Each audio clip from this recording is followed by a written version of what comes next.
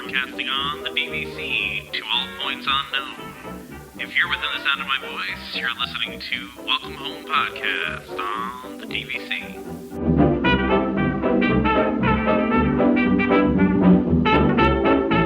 Hello and welcome home. Thank you for joining us on episode 86 of Welcome Home, a Disney Parks and Vacation Club podcast. I'm Tom, and I'm here with Damon and Trevor today. How's it going, fellas? How you doing? Hot. Tired. Hot. Enjoying summer. Hot, tired, hungry. There we go. It's better than snow, Trevor, though, right? I mean, Yeah, or do you prefer snow? No, I'm snow can stay away as long as it wants. Gotcha. I don't want it back. I'm not Elsa. I don't like it. It bothers me. Well, so at least you have warm weather. For Damon and I here in North Carolina, it's like it's been 90s for like a couple weeks now. Oh wow. Yeah, it's been hot. I should probably clarify that's Fahrenheit because we do have a fair amount of listeners in Canada. Actually, we're a top 100 podcast in Canada. Crazy. I'm gonna do. I should have a Fahrenheit to Celsius converter up so we can do this quickly. So we could quickly do the math on that. That's funny. Damon, I know I saw a random fan asking about your ice cream maker. I don't know who it was, but obviously somebody that knew about your new ice cream maker wanted to talk about it. I'm all about these gadgets, especially these food gadgets, as we kind of stay at home and figure out what's going on. My kids. It seems like my kids are actually going to be home for the whole year now. So, oh wow, virtual academy here. So it's a choice, and that is our choice. So that's what we're doing. And anyway, so I picked up the Cuisinart ICE 30BC Pure Indulgence 2-quart ice cream yogurt maker. It was on back order. You have the model number, by the way. I just want to. No, dude. Important. Again, otherwise we're gonna get asked what it was. So wait, is it like a soft serve one? Because I've seen one that has the little soft serve spigot thing on it. No, that one's no good. No, this is one of the ones that is old school method but updated. So instead of having to hand crank it, it just cranks for you. But it's a really, really nice ice cream maker. It's got great stars. But I've been making all sorts of things. So I went with a watermelon sorbet to start with, which was phenomenal. But the problem with watermelon is because of the amount of water in it, right? It gets a little icy after it's frozen. Then I did a pineapple sorbet, which came out absolutely phenomenal. And then I made honey ice cream. I'm all about kind of cutting down the sugar, kind of seeing what I can make. I'm a sort of chef that just tries whatever, right? We'll try it. If it's bad, we just won't do it again, sort of thing. Experimental, chef, I guess, especially with ice cream. So we've been doing a couple different versions. I think tonight is a full blown egg custard sort of situation. So we'll see what happens. But it's well worth it. I have to say, it's been fun. So I tried to convince my wife to let me have an ice cream maker, and the answer was no. Because she just do we really need another gadget? She's like, we have a bread maker that we use once. But it's ice cream, it's not bread. I agree with you. Okay, go ahead. Go, Trevor. I was going to say, we did have an ice cream maker years ago, and the problem was more having the time to use it. And I think that's part of it right now is, in your situation, Damon, you are home and you have the time to invest in playing with it. And I think that's the key with an ice cream maker is that, it's a great gadget, but you need the time to kind of fiddle around with it to get good at using it, right? So not only that, so I bought that and then I bought some BPA free, ice cream containers for it, which is well worth it. So I always look at gadgets in terms of, cost to purchase, how long is it going to take me before I make my money back? Right. And it's the way I felt about, we have a Blend Tech, which I think the count on my Blend Tech is 870 something smoothies we've made. Right.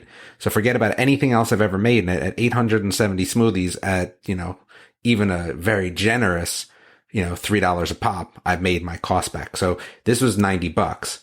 So ice cream, good ice cream, right? Let's say a Ben & Jerry's is what? $4, probably more, but let's just give it $4. Yeah. So, I mean, I only have to use it, 25 times and then I'm good. And that's the way I look at gadgets, right? I get that maybe not all people look at them like that. And yes, there is a cost for ingredients. I get all that. but that's kind of how I look at things. So for me, once I, do it a few times, I make my money back. Then if it sits, okay. I mean, I bought a dehydrator a couple weeks ago too. Same sort of thing, right? Like once I make my $40 back, okay, I'm good.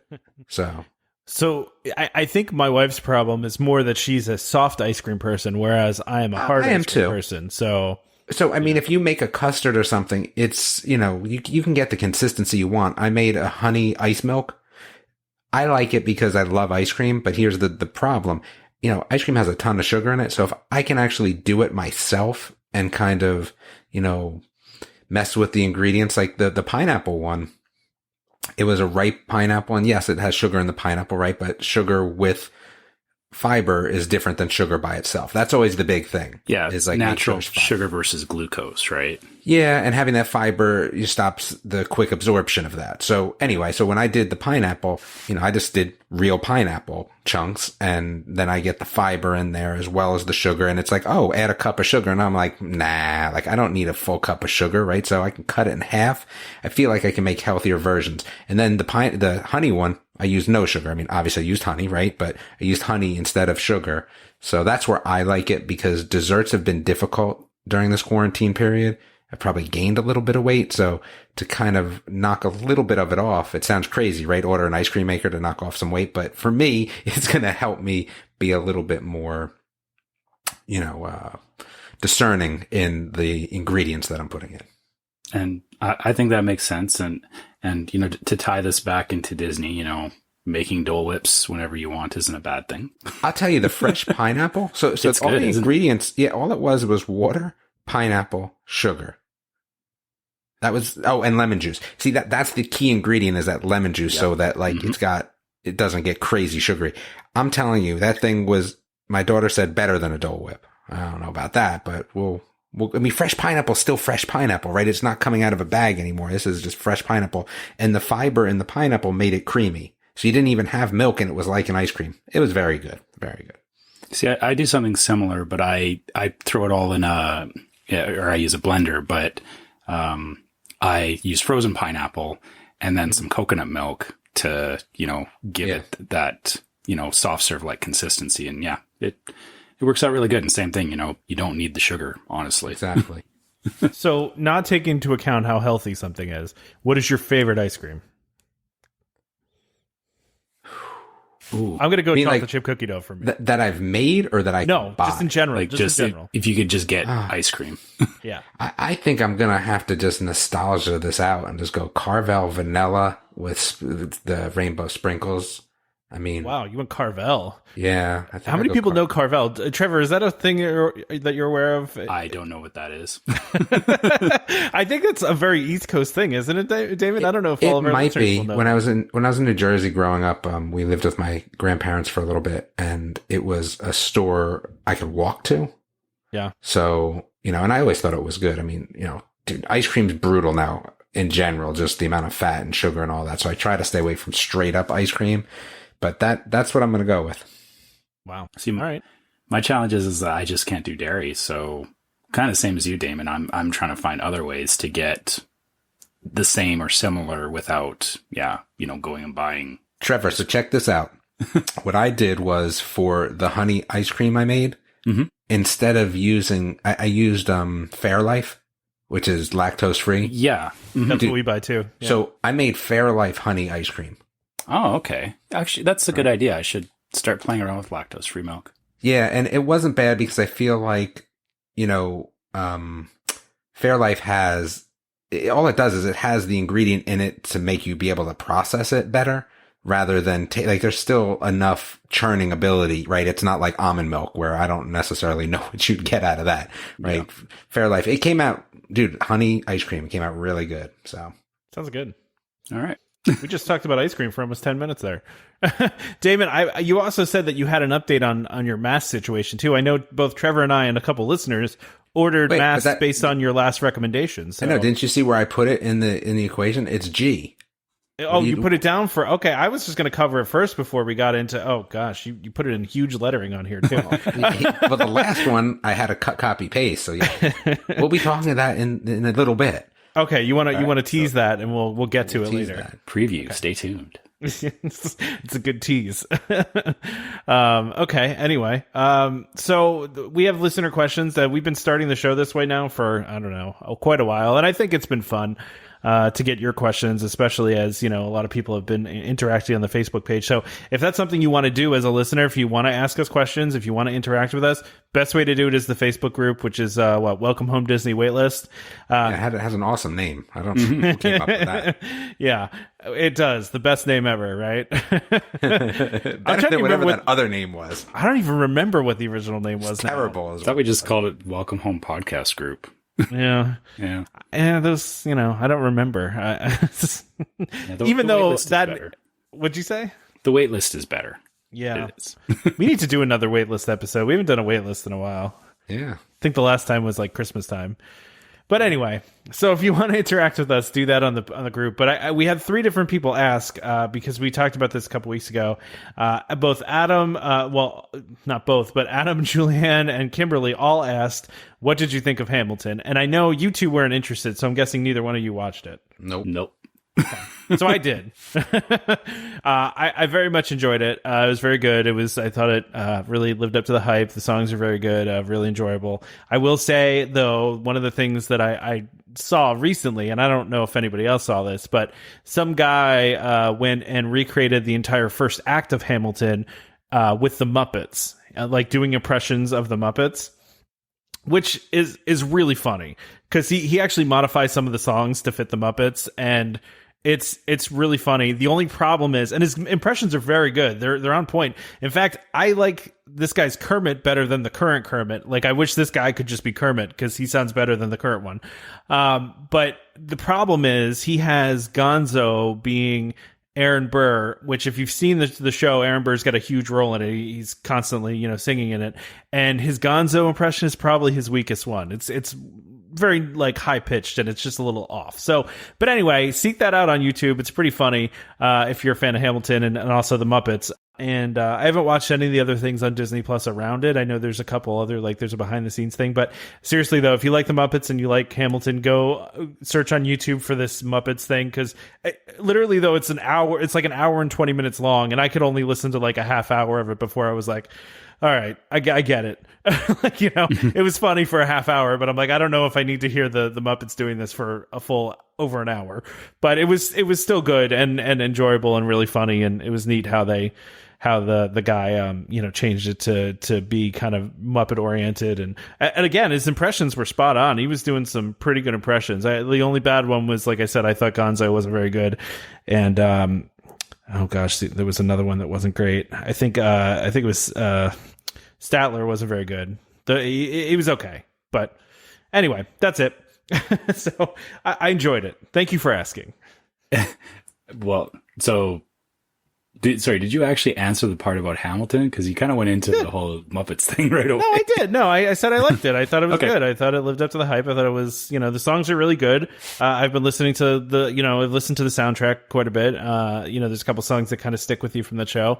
I guess the only thing I would say about it that I didn't love is maybe the ending, which I'm not going to spoil for anybody, but I felt like it was a little anticlimactic. I feel like it kind of puttered out, but that's maybe just me. I would have liked to have seen it in person.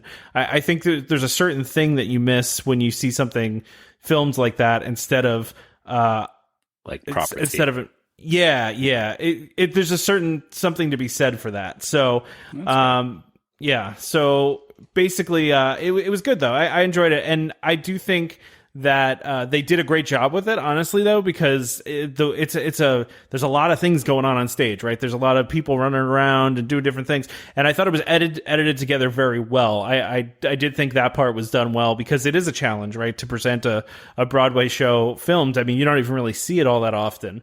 So I would like to see more stuff. I had a lot of people comment that they were very happy with the angles, like people that I know in, schools and school theater and all that, they, teachers and stuff, and they were super happy with the different angles that they might not have seen from a single seat. Yeah, I will say that because they showed some like overhead stuff, like stuff that you would not be able to see in the crowd for sure. Yeah. And some close-ups and stuff. Like, what's his name, Jonathan Groff at one point when he's singing, like they're literally so close on his face, and he does one line and he spits like a bunch of spit comes out of his mouth, and you see it. And I was like, I'm sure he probably wasn't pleased with that. But yeah, no, it was good. The camera angles were great. I thought it was filmed really well. I thought it was edited really well. I liked it overall. It was but having not seen it in the theater, I can't really compare it, right? So like I didn't get to see. I tried to. When it came to town, I tried to get tickets to it, but they did like a virtual queue, and I was like 80,000th in line for it. So needless to say, I didn't get it. But yeah, so it was good. I really enjoyed it. It was really cool. One thing, just to talk about Disney Plus a little bit more, one thing that just came on there, and Trevor, you might be interested in this. I don't know if Damon will be or not, but they've been putting like the really old, like World of Color and, those Disneyland programs that were hosted by Walt back in the day. They've been putting those on like slowly but surely. And they just put a new one on there that was a preview of the Disneyland opening. And it was right before it opened, and like it was a cool behind the scenes look at Disneyland like being built. And you're right. I've watched a lot of those lead ups because he had a whole thing going where like he basically was advertising the park before it was opened, right? Yeah, yeah. So yeah, I definitely enjoy those shows, and I love seeing that little glimpse of how history and I guess how it was back then. Cause yeah, it's so different from, us waiting for the next attraction to open up today or the next land or whatever.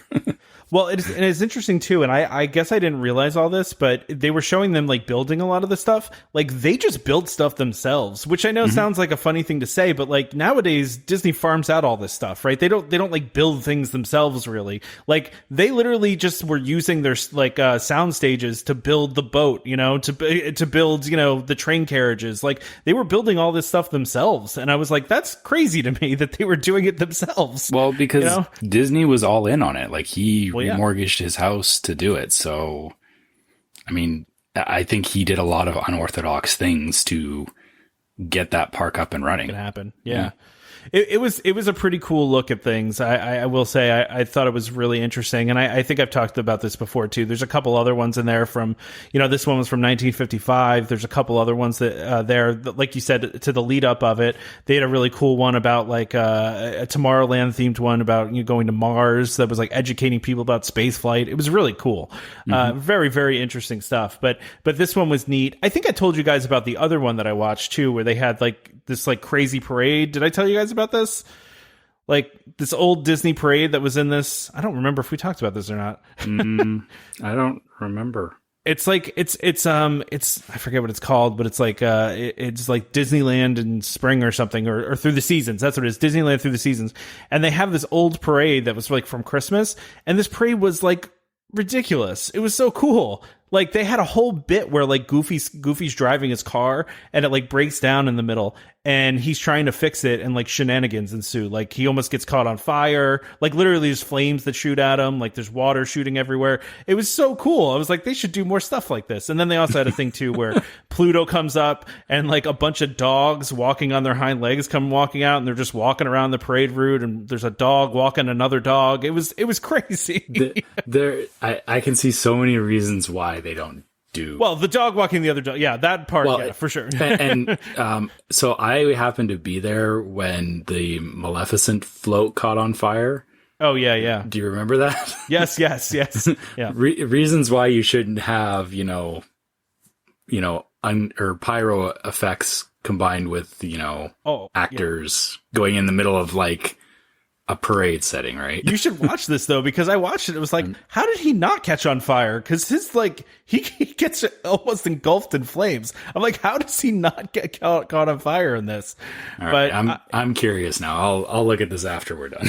You got to check it out. It's really neat. You got to watch it all the way through to get to that part. But there's some really cool stuff in it. I think it's Disneyland Through the Seasons, I believe it's called. Right. It's on Disney Plus. So. I will. Anyway, sorry.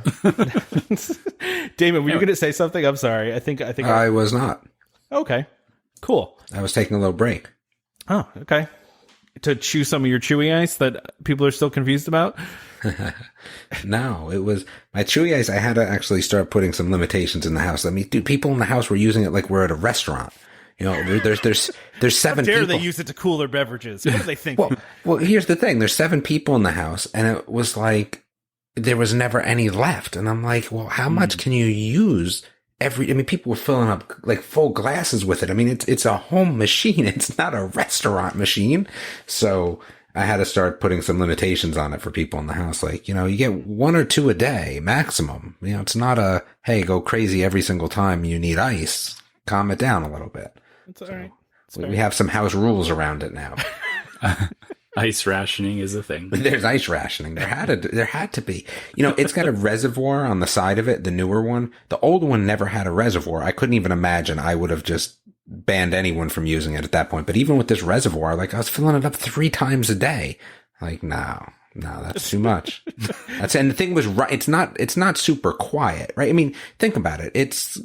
Produces a lot of heat too, right? Oh, I mean, sure, yeah. Okay, so it's in my kitchen. It's running 24/7, and I just finally had enough with that. You just need to get like a commercial grade ice maker like they have in restaurants. I looked; they're like $3,000. That's not on my list. I love that you looked. That makes me. Oh really yeah, happy. but listen, because here's the thing: like if it was in like that $1,500 range, I would consider it. I'd put it in the garage, and I'd have a big ice scoop in it, and that would be that. We'd keep it moving.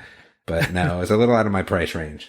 This is random, but there was there's like a gymnastics place for kids called Monkey Joe's around here. I don't know if if you have Monkey Joe's. One of them went out of business, and they were doing an auction for all their stuff. And there was an ice cream cart that they were auctioning off, like an ice cream cart, and it was only like $50. And I was saying to my wife, I was like, "Can I get that ice cream cart?" She's like, "What are you going to use an ice cream cart for?" I'm like, "I don't know, sell ice cream. Like it's $50. Look how cool it is." Yeah, I would have bought it. Right? How cool would that be? $50? Why not? Yeah. I'll go around the park, sell some ice cream. Just run the neighborhood. Yeah, just walk around the neighborhood, right? Yeah. It's a good side business. Anyway. Oh man, this episode has gotten off weird so far. Well, let's go into the next section of weird then. Oh gosh. What? I don't understand. I like Kirsten's very directed question at you, Tom. Will you be getting the Skipper Funko Pop, and how quickly will you open it? Okay, so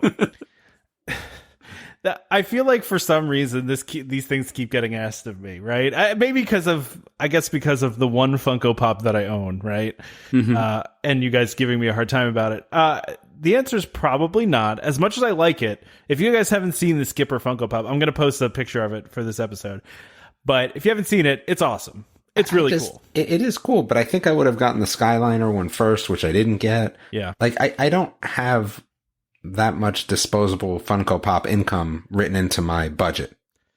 I'm the same, Damon. And like, I don't love the things. Like, I'm not a big collector of stuff, right? Well, you can't be when you open them. That's not collecting. There's that. Yeah, there's that. You're right.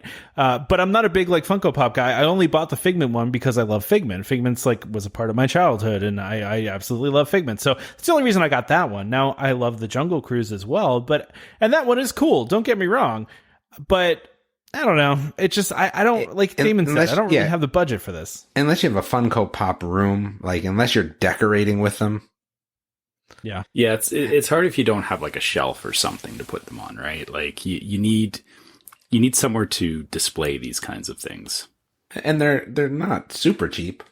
No. I thought that I would be more inclined to get the cookie jar. See, I didn't love the cookie jar. I saw the cookie jar and I was like, I don't even know what this is depicting on this cookie jar. But it's a cookie jar. So that's the good thing about it. Like it serves a purpose. I mean, I guess I don't feel like I need a separate apparatus for my cookies. I feel like they do a good job in the container that they're in.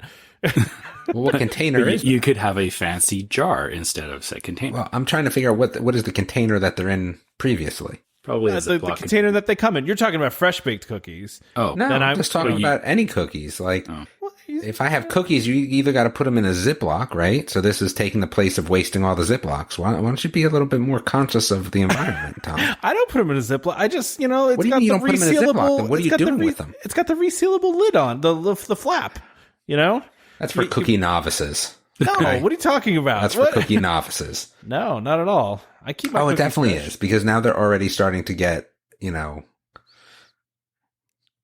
know. They're already starting to go bad. Stale. They're starting to get stale. I mean, I right. You need to keep them from the environment, Tom. I got some double stuffed EL fudges in my pantry right now that are In still what? fine. What are they in? Are they folded over with a clip? No, Such a novice move. The top rips off, and then it's resealable, so it's resealed. I'm Not a novice cookie eater. That's I don't know what I'll you're talking about. I'm just using the packaging given to me by the company. Good. okay. Then I'm not. Okay, fine. I'm just gonna say, I can't get this thing because I already have a Mystery Machine cookie jar that. That's probably does a real good job at Yeah. handling your cookie situation. and Exactly. it was actually a wedding gift, so I'm not getting nice. rid of it anytime soon. So I don't. I just sense I don't personally want to have a cookie jar. I don't know. It's just not for me. But also that one I didn't really like. That one just looked meh to me. It just kind of. I didn't even understand it. I thought it was nice, but it didn't. Something has to hit you the right way. Like as we're talking through, all these different Funkos and everything, it's kind of like how you said with Figment is like, Figment had a big impact on you. It's not so much about the fact that it was a Funko, but as it was the Figment. That's, I guess, kind of the thing around all of these is that, similarly for us is, we go after certain things like Stitch and Haunted Mansion and things like that. I saw some Stitch roses. There's a box full of like mini Stitches and roses, the color of Stitch. They were like fabric roses. I don't know. I saw it on one of the groups. That was pretty cool. Yeah. I wouldn't get it, but it was cool. So, but that's exactly it, right? Is, that it's more that you're tied to a particular, like, if they had a IP, Stitch right? / alien cookie jar, like, I would look like the seats that you sat in, I would be on board with that. Or if they had a Funko Pop of that, I'm in. Or, if they did a cool, like, Stitch and Angel in a Not thing, me. I would. No, it's got to be those seats. The destruction seats. You know how much fun I had seeing people. Does it have to have a little spritzer that lets out chili dog smell every once in a while, too? No, what it has to have is like little people falling over the edges of the seat running in terror. That's what it has to have. A little diorama of Exactly. That's funny. No, I listen, to your point, I like the Funko Pops, and I probably would have bought the Skyliner one like you're talking about, Damon. That one was pretty cool. And I like the Skyliner. That one was really neat.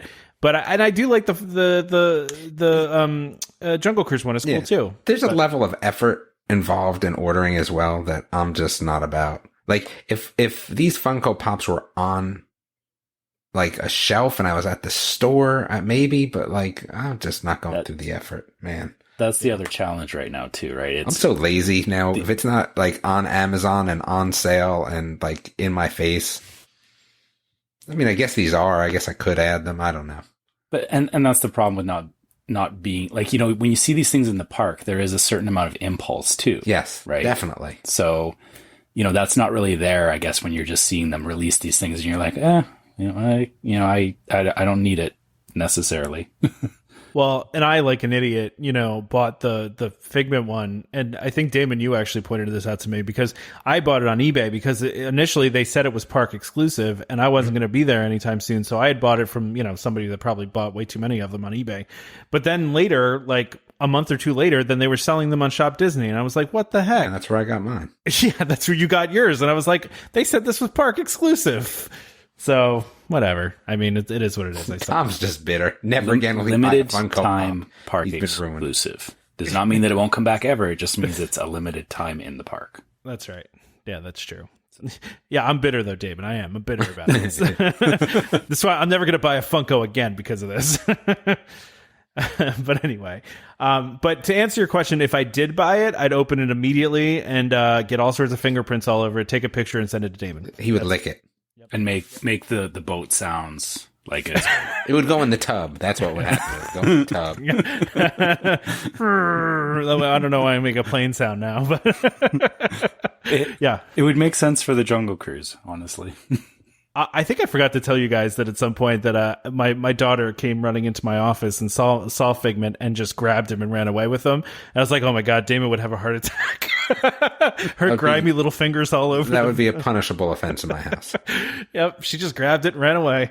Well, see, if it was in the box, it wouldn't be a problem. She wouldn't be intrigued by it if it was in a box. I don't even know where the box is. That's just even worse. I was just looking around this room. I'm sure it's somewhere in this room, but I don't know where. You'd think I'd know, but I don't. Oh, great. Well, look at this. A real question. Do you guys want to answer a real question? Yeah, let's have this conversation, because this is pure speculation. Oh, yeah. We do like speculating on things. So Francisco, always good for a question. Francisco is a loyal listener of this program and writes in often. How long do you think the point borrowing restrictions will remain for? This will definitely alter some reservation patterns. All Go of ahead, 2021. Or Damon. Yeah, definitely 2021. I would say the earliest I could see them giving or changing it or letting up on it is by September, but I can see them pushing all the way to the end of 2021. Yeah, there's a lot to make up. Yeah, there's a lot. I mean, right? Like I'm going to eventually cancel that November trip. I mean, there's just a lot of people canceling trips. I mean, there's the pictures you see of the park; they're not full. They're right? like empty. Yeah, yeah. I mean, they've looked empty. I think to the end of 2021, personally, maybe right before the Christmas season. We should say that the parks are empty on purpose, right? So, like, they're meant to be empty. It's not that, I mean, it's not that nobody's going. They're deliberately making it harder. Exactly. They're deliberately making it empty. So yeah, I will go ahead. Sorry, Damon. No, that's fine. That's my opinion. That's what I'm thinking. The end of 2021. So I will say I did just book. I decided to book a trip 11 months out, just because I was worried of what next year was going to look like. I usually don't book 11 months out, just because I don't typically like doing that. I like, figuring out what date I'm going to do it and all that. But I booked 11 months out in June, I guess the first week of June, and there was nothing but availability at my home resort. I mean, it was available every single day of that month and the month before, which I was a little surprised by. And I mean, I was getting a 1-bedroom, so those are the lowest, those are the last ones to go typically. But I don't know what studios were looking like, but I mean, there was just a ton of availability. I was a little surprised by that.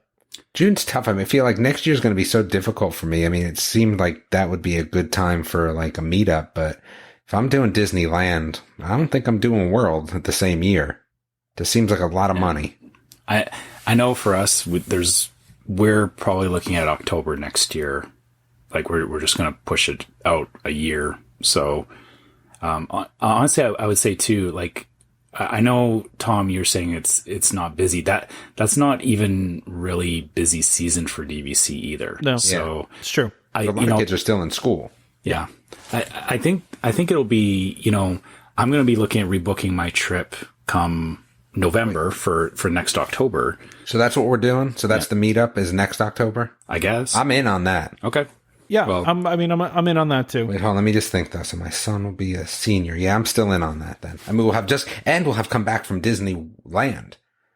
So that'll be fun. And I would be not more going to parks though, because I'm going to be broke. I'm more curious what the reservations are going to look like at that time, because I think you're going to find that, once you get into like September, October, that's where you're going to find that the availability is going to get really hard next year. Trevor, are you going to be doing the same time frame that butts up against? You said October, that butts up against some sort of no holiday, right? Canadian Thanksgiving. Yes, it is a legitimate holiday. I didn't make it up. No, that's fine. When is Canadian Thanksgiving? Usually it's like the second Sunday of October. So I actually haven't looked at the dates yet, but we were planning to go right before Canadian Thanksgiving. As long as I can make the Halloween thing at Universal, I'm there. It shouldn't be a problem. I can make October happen. We need to do a fan meetup. I know that there's a lot of people want to come and meet up with us. Pent up frustration. Yeah. We want to do that too. I mean, honestly, Damon and I have had a meal together, but we've never actually seen Trevor in person. I know that sounds crazy, especially to new listeners, but we started this online. Trevor lives all the way across the country from us in a different country. So we haven't seen Trevor. We've just really, talked to him and whatever else we do. But yeah, we want to do a meetup with listeners. We know that there's a lot of people that want to do that. We've already talked to some of our friends, our sponsors that might want to join us too. So you can even harass, like Derek and people like that, if you want to, from a DVC resale market. So we're going to do it at some point. It's going to happen. And that sounds like a good plan. Next October. Well, not next October. A year from this coming October. Yeah. October 2021. Yeah. There we go. And I think, that this is all assuming that things are better by then, right? I mean, yeah. Oh my goodness. It's a lot of time. It is. It's a while. I don't even want to think about if they're not. I know. Yeah. But I mean, I have to put that out there because that's, the thing is, it's even harder for me because even though I can cross the border, there is a lot of extra hoops to go through to do that. And right now, it just doesn't make sense for us to cross the border at all. Like even coming up into October, it's not going to make sense. So hence we're pushing it a year out. Yeah, that makes sense. Yep. Yeah, so we'll make that happen. I think, just to answer your question, Francisco, I know we just went off on a tangent, but I don't think anybody knows. I don't think DVC knows either, right? I think they're going to monitor bookings and what the point situation looks like, and I think they're going to make a decision at that point, whatever they think they need to. I think, there's going to be some people that need to borrow points, but a lot of people also probably banked points this year, right? I know I banked points for my first time in my DVC history. I banked quite a lot of points this year to next year, which I already did it, even though it's not the end of my, it's not towards the end of my banking deadline yet, but I just did it already because I'm just like, there's no way I'm going this year. I don't have any more time that I can go. There's no dates that will work for my schedule and my wife's schedule. So at this point, I might as well just bank them to next year, and then I'll book my trip for next year. And I like I said to my wife, we'll see what happens. We can book it now and then just cancel it. If we're not going to go, at least we have it. Because, if things do start to get better, I do see people starting to book next year, especially since it's the anniversary, right? So you're going to get a lot of people that are wanting to go next year, and a lot of people that start booking next year, once they feel like it's, safe to do so. And so that'll be a strain on the inventory. So for me, I just wanted to get a reservation in there. And, if I have to cancel it, I have to cancel it. It's not a big deal. And to reiterate that, I had a similar experience back in 2012. We had set up a trip to Disneyland, and we were going to stay at the Grand Californian. And there was some economic trouble at the time, and my wife and I we were concerned that, our jobs were in jeopardy, and thankfully neither of us actually did lose our jobs, but we panicked about our trip because we were like, just cancel everything. And then, when we did that, I wish that we that we had left the room because, we could have rebooked the flights and stuff like that. But, because we canceled the room, we ended up, by the time we decided that, things were okay and we rebooked it, the only place that was available was Paradise Pier as far as Disney hotels. And now the thing is in Disneyland, and anybody that's been there knows, there's lots of hotels that are not Disney hotels right next to the property. So you can stay, at non-Disney places. And I mean, price wise, they're really good, and you're not really missing anything. But we had decided, because, we were going to stay at the Grand Californian. We're like, well, we still want to stay at a Disney hotel. And the only one that was available was the Paradise Pier. And I wish I had actually stayed at one of the other hotels, because Paradise Pier was my least favorite Disney hotel of all time. It was like the worst experience that I had. And it was just because the hotel is not, it wasn't actually built by Disney. It was built by another company, and then Disney took it over. So, there's lots of issues with it I'm not going to get into, but in terms of, regrets around that trip, like, it was a good trip, but I wish that I had not changed my booking, because, if I just left that room where it was, it wouldn't have, that wouldn't have been a problem. Same thing for DVC. Like you're saying, Tom, if you have a booking, you can wait all the way up to like 30 days before that trip. And personally, like, for us, we canceled October because we knew it's just not going to happen this year. Like, at this close to it, we're like, yeah, it's not going to happen. But, same thing is, I'm going to book a trip next year. I'm just going to leave that booking there because it doesn't hurt anything to do so. And, you know, I can pull out my points later and bank them or whatever if I need to, but, you know, don't do what I did and be subjected to that knee-jerk reaction of panic and, you know, I got to change this room or whatever, or the worry about, you know, what happens if I have to change it. It's honestly way easier with DVC even than, you know, like rebooking a hotel room. Yeah, no, that's totally true. Yeah. My big decision now is I got to figure out what I'm going to do with my annual passes, right? So if I really believe I'm going next year, it makes sense to renew my annual pass because it's going to be cheaper to do that than to buy new tickets again. If we, you know, even if we only go once next year, it'll be worth it for what the cost would be. But I don't know, you know, because we don't know if we're actually going to go next year or not. So it's kind of I'm in a weird spot here where I don't know if I should renew the annual pass or if I should just let it expire and then buy tickets at the time. But I also am thinking to myself, okay, well, I know their ticket sales are reopened now, right? So they could buy tickets, but what if they have to shut them down again? And then I do want to go and I can't go. I don't know. There's a lot of things I'm thinking about here, but it's, that's the biggest thing for me is I'm trying to figure out what to do with my annual passes at this point, because I don't know if I should just let them expire or if I should renew them with the assumption that we're going next year no matter what. So the other thing to factor in with the annual passes too is that my understanding is they have booking windows on them as well. So you still have to get in and book your time. Like, yeah, you stand a better chance of getting it, but you're still kind of in the same boat where, you know, you may not be able to get exactly what you want for the time that you're going. So, yeah, it's tricky.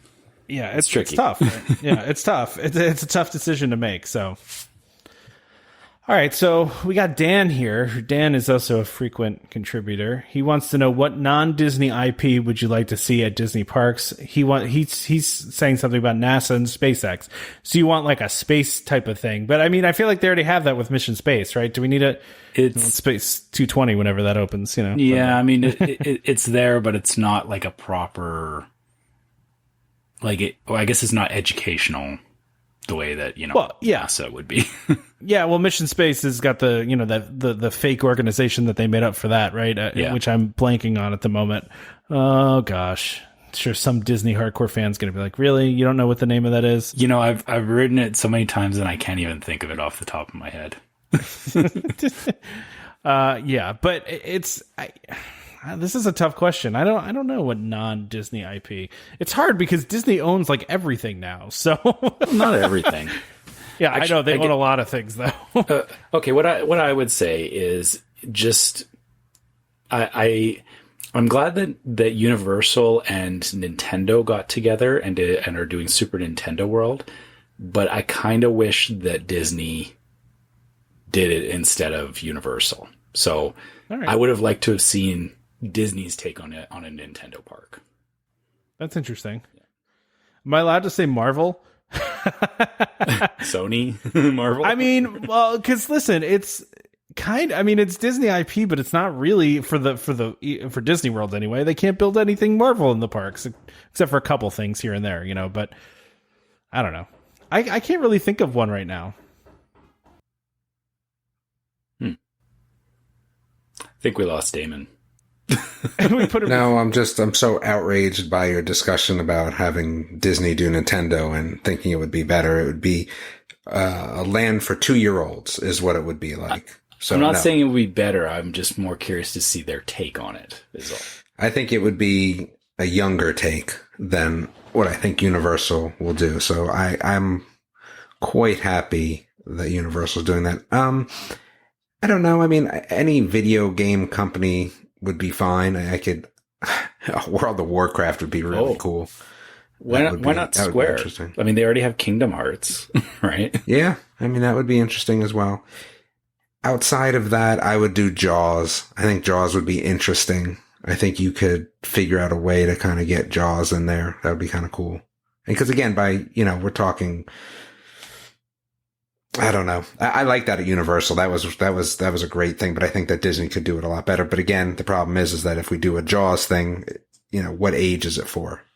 That's the problem that I have with a lot of Disney and non-Disney IPs Disney handling is that, you know, It would be a plushy shark instead of the shark. Yeah. We're not going to get something like the Mummy at Disney, which is really cool, by the way. Yeah, I mean, it's I guess it's a different thing, but I mean, I think Disney they're building more thrill rides and more. I think they're building. It's not necessarily the thrill ride. Again, you're just not going to get something like the Mummy or Jaws. You're not going to get horror at Disney. We did with the extraterrestrial ride. I mean, that was there. Yeah, but that was very short. That was a long time ago. That's true. that didn't go so well. So no, it went awesome. It went awesome for a lot of people. Yeah, yeah. I mean, I was on board with it, but yeah, it wasn't for everybody. This is the problem. I mean, have you ever gone on It's Tough to Be a Bug and walked off after that, where like half the theater's screaming? Yes. Mm-hmm. Yeah. There's some horror there. No, but that's horror because there's kids that shouldn't be in there. True. My sister, who goes on everything and does skydiving, is terrified of Dinosaur. Like absolutely terrified of that ride. She hates it. She refuses to ride it. Terrifies her. Okay. I know. I'm just saying they got some scary stuff at Disney. It's just I know what you're saying though. I know what you're saying. Is Dinosaur scary though? I don't think it is. No. I mean, the end part where the dinosaur's coming at you, as you're going downhill, sure, that's a little bit, startling, I guess. But it's not scary other than that, unless you don't like the aimless driving through the dark. I think Indy does it better. Well, yeah, that's I've heard, yeah. Because it is the same ride, and I've ridden both. And again, somebody's going to fight me for this, and I'm sorry, but Indy is better. It is actually, it has some scarier moments. Like, there's a whole section in it where there's, skeletons in a chamber. It's very much like the movies. The movies are kind of not for kids either. That's true, yeah. Yeah. So, Disney does it. It's just, I guess it's hard to find that balance, right? I'm surprised that you're saying that, Damon, about Nintendo. I feel like Disney would have done a great job with Nintendo. No, they wouldn't have. I think they would have done a great job with Harry Potter too if they had the opportunity. No, they wouldn't have. That's the whole point. That's the point I'm getting at. The Harry Potter ride, especially the train ride, is definitely a little scary-ish. I mean, Gringotts is definitely scary. So no, they would have chumped out and they would have made it for kids and it would not have been the same ride. Now, that's not to say for Harry Potter that there's not a lot of different things that I think they could have made that would have just been different, right? I mean, but you have the dark arts, you have bad wizards. It's kind of like Snow White. I mean, that ride was scary. Right, that ride was scary. What about scary? That ride was scary adventure, right? It was scary in the title. And then it went away. So maybe old Disney, yes, not still new in Disney. Disneyland. Not still new there. Disney. Because they would have had to cater down, right? Because what are you going to do? You spend all that money and then have 2 or 3 rides that kids aren't going to ride? Well, yeah, I guess the thing is they're some of those rides, it's, some parents know not to take their kids on those rides, but then, I don't know, I just feel like there's always has to be this balance. Like, we're getting Tron, but we're getting Ratatouille. Like, we couldn't get 2 Tron type rides, right? Yeah. So there's always this balance where I think Universal, if they want to put out, 2 thrill rides at the same time, they'll do that. It's a different audience. At the end of the day, there definitely is some crossover, right? It's a Venn diagram, right? There's some big crossover in the middle, but there are then, 2 separate audiences. Maybe it's just my bias here of having a young child. I appreciate that they're building, things like Mickey and Minnie's Runaway Railway and Ratatouille, sure, things that I can go on with my daughter right now, But think about it, right? So the kids that are that young, while they may be playing some video games, they're probably more watching cartoons than playing video games. Yeah. So I'd rather see all high thrill Nintendo rides personally than see, a Navi River, ride with, Metro. I mean, what's it? You know what I mean? Metroid. Metroid, like something like that. Like, I'd rather see. That would actually make me really That'd be kind of upset cool, though. No, that would make me upset if they didn't do a proper Metroid ride, if they ever did do a Metroid ride, because that wouldn't. Yeah, sorry. I mean, the only thing I guess, I mean, you could get Mario Kart as probably the only ride, but then again, I feel like Mario Kart should be a super high thrill ride, and that's where I think it would be a problem at Disney. Well, but I don't. That's what I was just gonna say. Like the I think there's only 2 rides in Nintendo Land, right? And I don't think either one of them is like in a more adult oriented ride, right? The Mario Kart ride, I don't think it's. I think it's like a simulator kind of thing, isn't it? No, there's an actual coaster. Oh, it's a coaster. I thought you were gonna be like going around and like shooting. I thought you were gonna like play Mario Kart. No, so the one that's opening up in Tokyo doesn't have the ride that you're thinking of, or the Mario Kart roller coaster. The one in Universal will have it in a couple of years. So that, I guess that's the thing, is what you're seeing right now, because they're really pushing the opening of Tokyo. The Tokyo one is going to be a little more limited than what Universal is going to get, but they're still a few years out on that. Yeah, because everything I've seen, I thought it was just going to kind of be like a dark ride kind of situation. No, there is a Yoshi dark ride, I believe it is, and then there's a Mario Kart roller coaster. All right, yeah, that's interesting.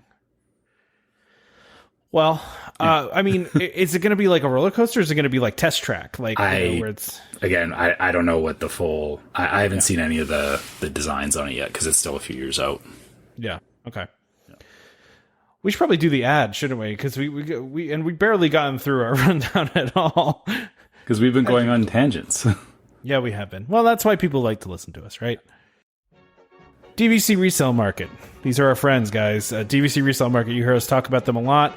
So DVC Resale Market is the leader in the DVC resale industry with 11 former Disney Vacation Club guides and 2 former Disney Vacation Club quality assurance managers. If you're thinking of buying DVC, browse the largest selection of DVC resale listings anywhere, with DVC experts on hand 7 days a week to answer your questions. If you're thinking of selling, turn to the friendly professionals at DVC Resale Market, where over 98% of listings sell within 30 days and nearly 3,000 contracts sold alone in 2019. So go to dvcresalemarket.com or call 1-844-DVC-PROS. That's 1-844-382-7767. Of course, let them know that Welcome Home sent you. That's very important that you let them know that you heard about them from Welcome Home. We've heard from so many listeners that they heard about DVC Resale Market on this show and then subsequently went and bought a resale contract. So that's awesome. Let them know, let us know. We really want to hear when you work with them, because they are really the best, and they're the best in the resale industry. So work with them. Again, dvcresalemarket.com or 1-844-DVC-PROS. All right. Damon, you want to talk about masks again. You want to get back in the mask conversation. Yeah. There's still other things to talk about before that. I was going to skip that, but if you want... Well, you want to talk about that? I want to talk about how realistic it is to work remotely from Saratoga Springs pool area. Yeah. I think asking for a friend, Michelle says. I think you could do it. The problem is it's so sunny there that it makes it maybe a little hard to totally go full on PC all day. That's the only part I would say that I'd be a little bit worried about. I don't know if I could do it all day. It gets hot there. It gets hot there. Laptop would get really hot on your lap. Like that. Do they not have umbrellas or trees or anything you can go sit under? I mean, in the pool area, probably not. I guess off to the side with an umbrella, maybe. I mean, I can work anywhere, so I mean, it's possible. It's definitely possible, but I don't know. I guess it depends. Like, I would send my kids to the pool and just be like, all right, well, I'll meet you there after I'm done working, maybe. I would think the bigger problem would be the Wi-Fi reception at the pool. Also being, I've never had Wi-Fi issues. No, I haven't either. Property. Yeah. Their Wi-Fi is pretty solid. I'm just saying at the pool. I've never tried at the pool because usually I've used my phone, so I think you'd be safe at the pool. Okay. Yeah. Yeah. Okay. Well, so it sounds pretty feasible if you don't mind sitting in the sun. But yeah, I don't think it's unrealistic. As long as you don't have your laptop on your lap, I think that would just get really warm and uncomfortable. Yeah, I mean, if you have a little... Who uses their laptop on their lap? I mean, I get it's in the name, but I don't think my laptop has been on my lap in years. I always have it on a table or on a tray. Yeah. Yeah, I mean, I get that. It's fair. Just saying, if you can't find a table or something, Yeah. All right, let's talk about your new mask recommendations now. Well, again, I'm gonna have two that I've already spoke about a little bit, but I know that people are asking about masks, and I've bought probably at least now 30 different kinds of masks. I'm kind of having a fun time figuring out which ones I like better. So anyway, the levelware that I spoke about last time are still up on top of the list. They are super easy in terms of shipping. They come quickly, and that's a big thing these days, is making sure that they come quickly. They have the adjustable ear straps and all that good stuff. I enjoy those, but I've had some people, including people in my family, that have said they're maybe a little bit big and they are one size. So Stark's Vacuum also sells masks, and some of the family members have used them. Now, I like them a lot as well. They do fit a little bit of a smaller face. They do not have the adjustable bands, but again, right, I mean, you could make them adjustable with some sort of, beads or something like that. But that being said, they're probably my number two. The problem with them right now is that they are weeks out. So I ordered 6 more of them for myself, but they've already sent me a message that they're delayed. So they're going to be a few weeks. Now, what's interesting is that this last batch that I ordered, usually I order 3 different brands at once and then kind of figure out what I want to do from there, is Smart Pro Mask.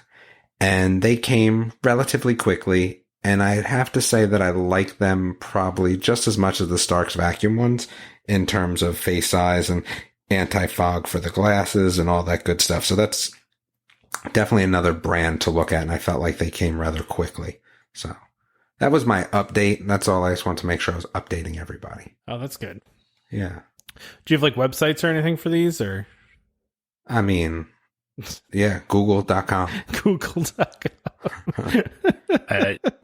So just an FYI too for anyone that's listening. So I did order the levelware masks as well, and I agree, Damon. They're very comfortable, and I like them a lot.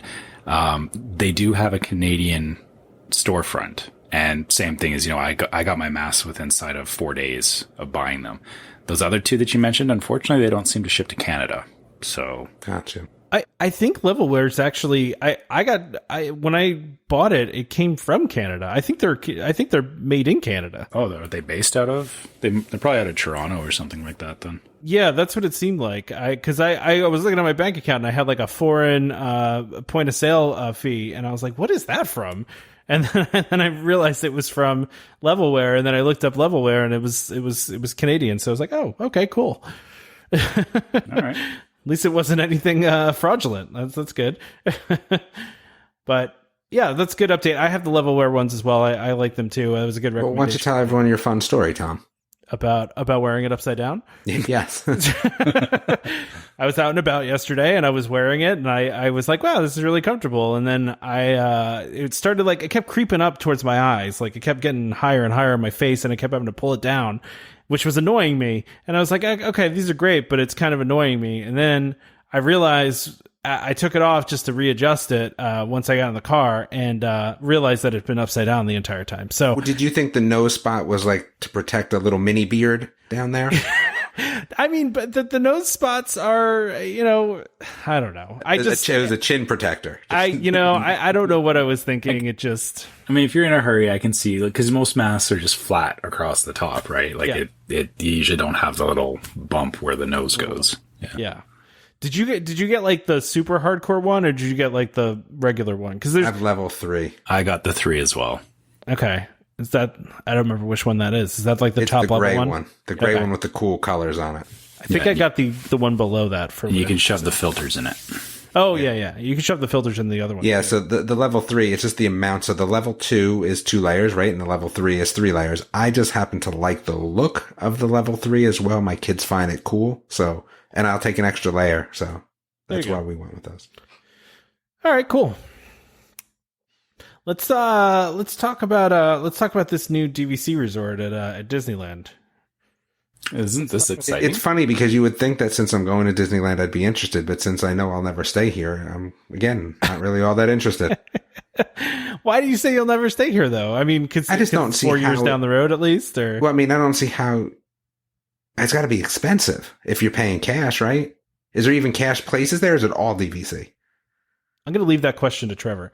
Well, there's always going to be some cash, right? So there's always going to be a yeah, and I cash just feel like it's going to be so expensive, and why would I ever buy DVC there? So this building is going to be attached to the Disneyland Hotel. So the prices that you're seeing for the Disneyland Hotel right now are, I mean, it'll basically, it's just another tower that they're adding on to the existing hotel. So, I mean, price wise, yeah, it's a Disney hotel. Paying cash for it, you're going to be paying more than you would, staying at like the Howard Johnson or one of those other hotels on Harbor. Or no, is it Harbor? You can say the Howard Johnson. Yeah, there's a Howard Johnson across the street. There's a bunch of hotels there. There's a bunch of good neighbor hotels. I just used that one because it's a big one and the first. Is it 4-star? I don't know. I've never actually stayed there. I've been like, because again, like when you guys talk about things that don't necessarily interest me so much, I kind of started looking at hotels, and I was like, the Hilton Anaheim might be up my alley. Anaheim Marriott. If you look at the partner hotels, Disney has them all listed out. That there's the Howard Johnson. Yeah. But yeah, so back to this new one that they're building. So keep in mind that they've submitted the proposal to the Anaheim City Council, and I believe so the day that this podcast is coming out is when they're supposed to be reviewing that. So hopefully it goes through. Hopefully they don't, stop it again. The thing that I find interesting is that they say it's going to bring about 350 villas to the Disneyland Hotel, and a good chunk of those are going to be studios, which that's really going to shake things up, because right now there's not a lot of studios there in the Grand Californian, and now you're actually going to have, a decent 253 out of the 350. Yeah, right. Like that's a decent chunk of studios that, I guess the hope is that, right now it's pretty much, non-existent to be able to get a studio at the Grand Californian. I'm hoping that this gives a little more opportunity for families, such as my family. We're not big enough to justify a 1-bedroom. Like, I would rather stay in a studio, but I'm hoping that this means that we'll have an opportunity to actually stay at DVC in Disneyland when this comes around. Yeah, and I was just saying to my wife, once this resort opens, because we want to take a Disneyland trip at some point as well, and I almost want to wait for this to open. Plus, just for my kid to get a little older, and if we have a second kid, for that kid to get a little older too, so we could take a cross country trip and not have it be a little crazy. But it looks really nice, and I think it would be nice to stay in a DVC resort out there. And I think we talked about this before. I don't see any chance of this one getting canceled, no matter how much money Disney's losing, because this is there's a huge demand for this. There's a huge demand for more DVC rooms at Disneyland, and I think this is this resort's gonna sell like hotcakes. It's gonna sell like crazy once totally. It actually comes open. Yeah, and I'll admit, my wife and I have already been talking about it, and I feel that, we could get a fairly small contract there. And with the thought being, we could actually start alternating which coast we go to every year. So, 1 year we go to California, 1 year we go to Florida. And that would actually result in us having a surplus of points to play with. So, yeah. It's a good idea. It looks, like you said, I think the most striking thing about this is the room inventory, which is 350 rooms, 253 of which will be deluxe studios. 38 of them will be the 2-person tower studios, like we saw at Riviera. They obviously think that's a popular option. I do too. I think it was a smart thing that they did. And then 18 2-bedrooms, 20 2-bedroom. 18 2-bedroom lock-offs. 20 dedicated 2-bedrooms, 19 1-bedrooms, and 2 grand villas. So that's pretty interesting. They have some cool art out there too that I'll post along with the podcast, but some really interesting stuff. They have like a really cool interactive water feature where you can like paint Mickey almost. I don't even know how to describe it, although it's just a picture, so I don't really know how it's going to work, but it makes it look like you have like colored like water cannons and you paint Mickey in a pool or something. That's kind of what it looks like. Yeah, where you point the can and kind of make, or I think the idea is, you've got the different cannons pointing at it, and if everybody works together, you'll get, It's a paint Mickey. A full thing of Mickey. What I equate it to, have you been on Seven Dwarfs Mine Train? Me? Yeah. Oh yeah. Every trip we've gone on it. Okay, so a bunch of times. Or I guess better question, have you done standby or fast? Yeah. Like the little gem. I know what you're talking about now. Yeah. So there's that one spot in the standby queue where if everybody spins the barrels at the same time, you get, you'll see the individual dwarves, but then you'll get, Snow White dancing in the middle. I feel like this is the similar kind of thing, is that, people or, kids will play with it, and, hopefully it rewards you if the kids work together. But I mean, it's a nice add-on to the Disney Resort, and also the fact that they're going to have a separate pool for this tower. But that's my understanding, is that it's going to have its own pool away from the main pool, kind of similar to like they do that at the Polynesian as well. As there's the main pool, and then over by the DVC buildings, there's a second pool that is for DVC. So.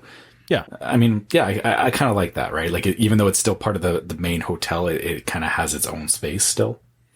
Yeah, it's like that at Wilderness Lodge, Copper Creek. And then Copper Creek has got its own little pool over there, but then you have the big pool too. So, yeah, it looks nice. It looks really nice to me. I'm glad that they're changing kind of.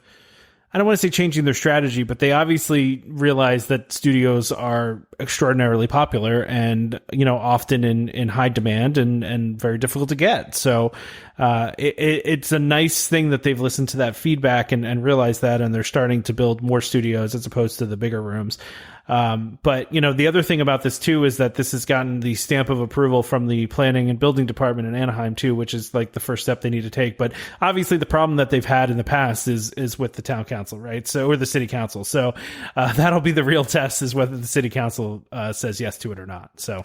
I hope so. And I guess the other thing to think about too is, even like, I know Damon, you were saying that this doesn't really apply to you, but the thing that does apply is that because there is now a whole bunch more studios opening up on the West Coast, you'll probably have people like myself that will be considering not going, or, possibly trying to book those studios instead of, something in Florida.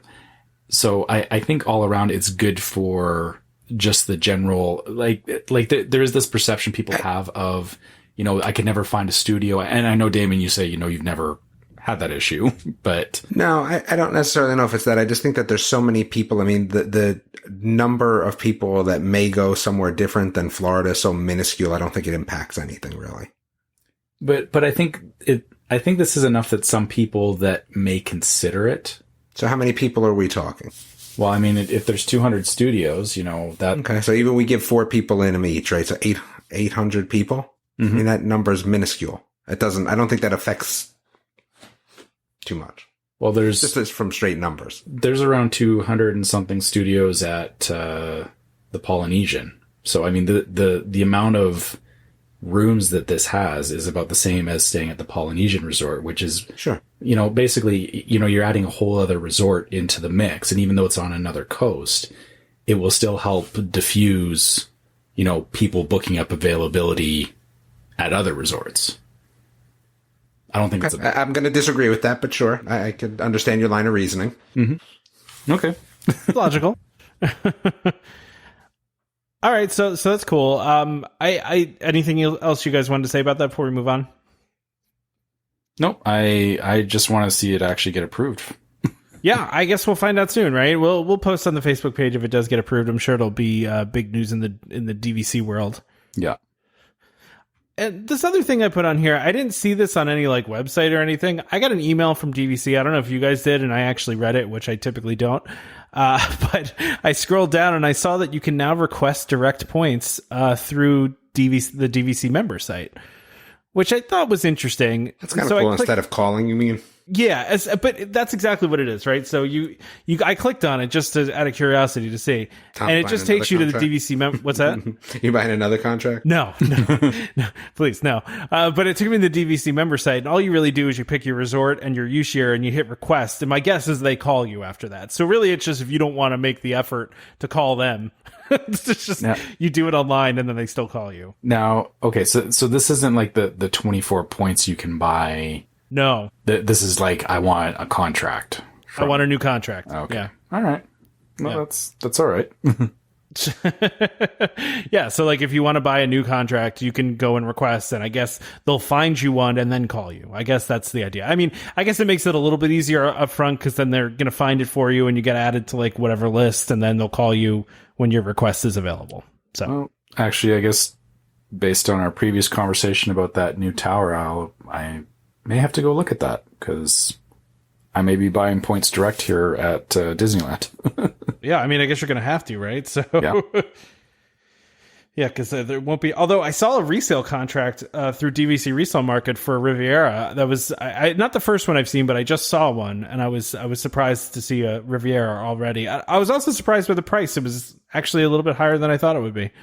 It's like it was like 160 points at like 145 a point, which I thought was higher than I thought it would be, honestly. It's not bad. No. But, I mean, DVC Resale Market makes it pretty clear you can only use those points at the Riviera. So, but I there was a lot of people talking about how their resale value might be affected by the fact that that resort, is so restricted. But, 145 a point, it was a stripped contract, too. There weren't points in for like 2 years, or maybe until 2022, I think. So, and even then it was only like half the points. So they really got their use out of it, and now they're turning it over. But I was surprised by the price. All right.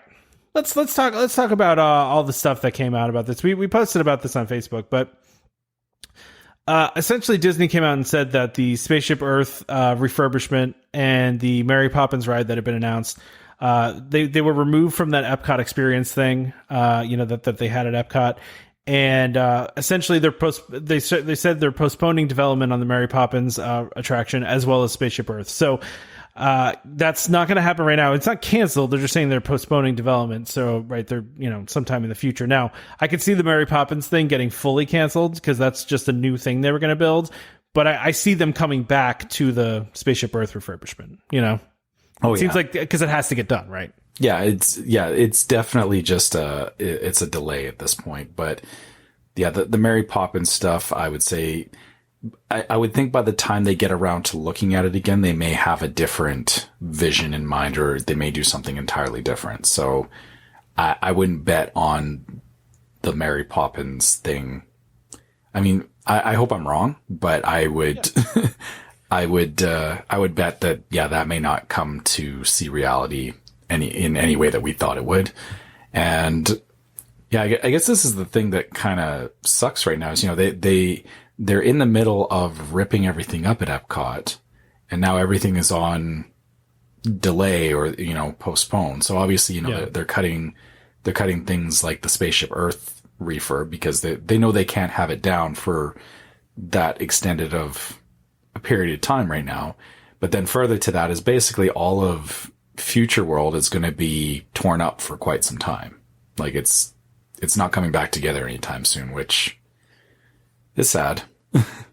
Yeah, no, it's definitely sad. I think the other thing that's in here too is the festival center that they were going to build, which was one of the coolest things I think they presented. I don't know if you guys remember that design, but it was like a multi-level, like super futuristic looking thing with like plants, and they were going to have all sorts of festival stuff there. They're saying now that they're going to do something different. They're going to rework it a little bit, which to me sounds like they're going to do it cheaper and not as cool. Right? It's going to be Innoventions 2.0. What's that? It's going to be Innoventions 2.0. Well, this was just supposed to be a spot for like live events and festivals, and I'm assuming it was going to be a great place to watch the new fireworks show, which we haven't even heard anything about that at all, right? We don't know even because there's no fireworks shows right now. So I don't know. I mean, they are working on that area and they're working on that whole center spot still, but it seems like they're going to do something different and they, don't really know. And truthfully, we didn't even really know what was going on with the Mary Poppins thing, right? They didn't really announce what that ride was going to be. They just kind of said they were making a Mary Poppins section, but they didn't really say what it was going to be, Yeah, I figured it was just going to be an add-on to the England pavilion, but. Well, that's what it seemed like, but then they say, there's supposed to be a ride there, so. Oh, right. I totally forgot about that. Yeah. Yeah, but they never said what it was going to be, so I don't know. Anyway. Yeah. It's, I mean, yeah, I guess. Are you guys bummed about this? I mean, I am. I mean, I don't ever want to see them have to stop this stuff, but I know that this has happened before and that, whenever there's downturns or major world events like this, the projects that they're doing do suffer. And I guess I'm mentally preparing myself for the fact that they're going to finish off a couple of the ones that they have right now. But I think there's going to be, I think we've honestly been kind of spoiled here for the last probably 4 or 5 years where it's like, there's just been new thing after new thing. Like they've been pretty consistent with developing new stuff. And I think we're going to go into a phase here of just, the parks are going to be the way the parks are for a while. And I know, some people are happy about that, but I don't want them to stay the same, honestly. Yeah. Well, I mean, at least we know, like, the Ratatouille ride's going to get done. Tron's going to get done. What's the other one that they're working on right now that I'm blanking on? Oh my gosh. Oh, Guardians of the Galaxy. That's going to get done. Like those things are too far along at this point for them to shut them down. Yeah, exactly. Like they're way too far along. So they'll finish those up, but then you're not going to see anything new start for quite some time. Yeah, exactly. So, and that stinks, but it is what it is, and they'll get back on their feet and they'll start doing stuff again. But at least there's some projects. At least we're going to have some new things, right? Those new things are going to get done, and we're going to have several new attractions over the next year or so here. So that'll be good. But to your point, yeah, it really does stink right now because they have made so many cuts and there's so many things that they're not going to finish doing, or so many concepts that they're not going to continue with because, I mean, they can't. They have to cut their budget. I mean, they're like, any other business right now. And Disney's particularly hard hit by what's going on because, there's no movie theaters are open. The cruise industry shut down. Like Disney's getting hit from every single angle pretty much, which makes it difficult. So, yeah. And Damon, you don't care about any of this at all? Do we put you to sleep? Yeah, pretty much. All right. You don't. I mean, listen. I love Spaceship Earth, and I do want it to get updated, but I don't care if it gets updated. I'm Mr. Nostalgia. Why do I care? If it gets updated, yeah. Well, so you're saying you don't want it to get updated then? I don't care. Okay. But you isn't your general opinion you want everything to stay the same? Like, I mean, generally, yeah. I would. But I don't care enough about Spaceship Earth in general to care. Like, that's not a ride that I'm like, oh, Spaceship Earth. Gotcha. So the other thing we have here too, so finally, this is completely, after we've talked about this for years now, Stitch's Great Escape is done. We knew that. Thank you. Some BS, though, is what that is. What'd you say, Damon? Some BS is what that is. No, they ripped the Band-Aid off. It's, they stopped going back and forth and they've just finally killed it. There's been a couple. This is not surprising to me because there's been. I watched a YouTube video of somebody that like snuck behind the scenes there, and they've already torn out pretty much all of it. Like it's already destroyed. So this is nothing like they weren't going to reopen it. A lot of it is done for already. Maybe they were just getting new chairs. Yeah, maybe. Well, the more surprising one to me is, not Primeval Whirl is not surprising. This is not surprising either, really. No. I mean, I liked it, but yeah. Yeah, I mean, it was weird. It was fine for a ride, but it didn't fit. Like a dinosaur carnival? I mean, that's what we were talking about. Like, really? I don't know.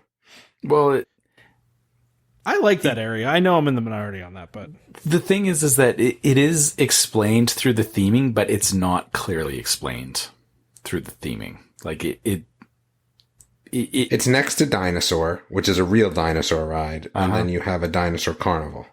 Yep. Which I live. You can't explain that away. Sure, I can. I don't know. I don't know what sort of explanation you have, but I'm not buying it. So there is a place near me, Drumheller, Alberta. They have it's one of the biggest dinosaur dig sites, and they there's a proper museum there, and they do like all kinds of research and everything. But in the surrounding area, people have set up all kinds of little road stop or roadside attractions to get tourists coming through to go to the Tyrrell. So it's the same kind of thing. It's, there's like the main research center, and then people on the side kind of trying to, I guess, capitalize on it. But the thing is Disney they do a good job of explaining it, but it's not necessarily obvious. Even with the explanation, I just don't find it fitting. And I wasn't, like I said, that ride I could give or take. So, I mean, it was fine. I'm glad I rode it, but whatever.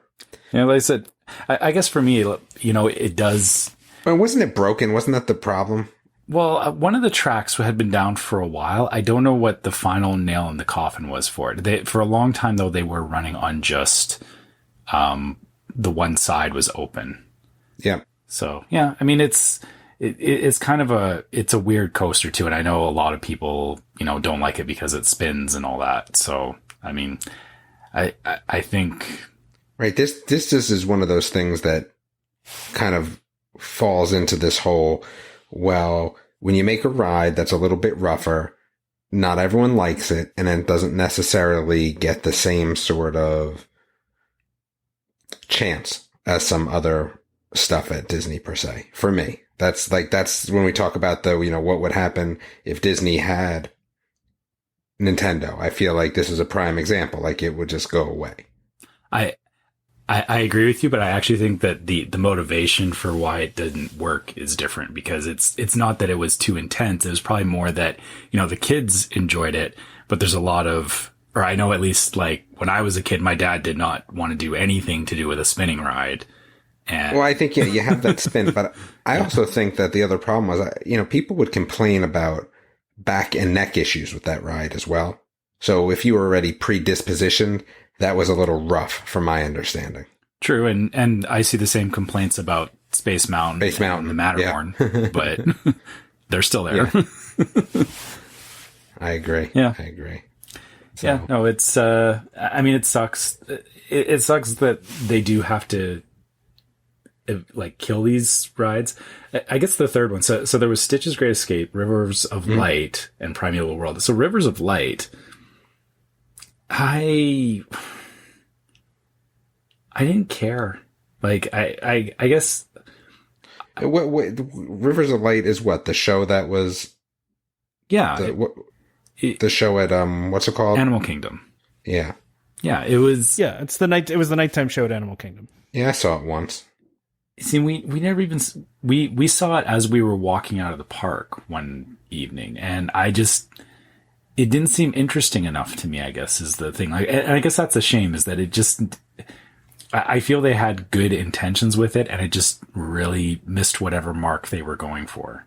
So I'm sad about this. I liked Rivers of Light. I thought it was a beautiful show. It was really well done. There was some cool things in it, but I know it's an oddly polarizing show, which is why I put a poll on the group. And you notice the poll turned out almost 50-50 of people that were sad that it's gone and people that are like, okay, bye-bye, whatever, don't care. Like, put something else new in there. And I'm not surprised by that, because I know there are a lot of people that loved it because it was, it was a very beautiful show. The music was really nice. But it was also like, there's no fireworks, there's no explosions, there were no characters up until they did the recent change where they threw in some Lion King stuff in there. But before that, there were really no IP. There was no IP. It was just a completely, just about animals. And so some people don't like that. Some people want to have the IP in there, and they want explosions, they want, things blowing up, they want fire, and that it just didn't have that. It was a very chill show, and I thought it very much matched Animal Kingdom. But I understand why a lot of people were not into it. But I do think it's kind of sad. Fair point, Tom. I'll just say it wasn't a matter of lack of explosions or anything for me that made me not interested in it. I think it was just more how, like, everything I saw and how it was presented, it just didn't. Yeah. It just wasn't interesting. Like the description of the show, and I guess the way that I saw the marketing around it.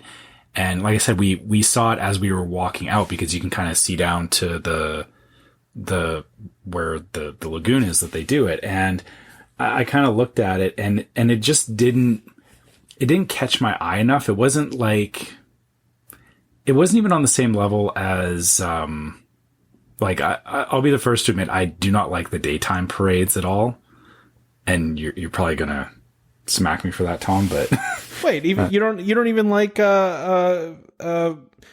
what the heck is the name of that show? Festival Fantasy? No, I don't. I've they just don't do anything for me, and that's kind of where Rivers of Light was. Is that I kind of I stop and I look at them and I go, oh, cool, and then it's like, okay, where else are we going? Like, it just doesn't. Yeah, so I get it. I see where people aren't feeling it with Rivers of Light, and I feel it just didn't hit that mark, right? So I get it, and I'm not disparaging anybody that didn't like it and saying, you only like Michael Bay movies or whatever, you just need explosions, and I get it, but it's just different from all of the other Disney nighttime shows, right? Because the rest of them are predicated on, like I said, fire and explosions, and there's a lot of that, right? And this didn't have any of that for obvious reasons. There's animals in the park, and you can't scare animals every night with fireworks. Like, you gotta, animals are sensitive, and you don't want to have those kinds of things. So I get it, but it's, I really liked it as a show. I understand why a lot of people didn't, though, but there, to be fair, there were rumors that they were going to put out a new show, that this was going to end next year anyway.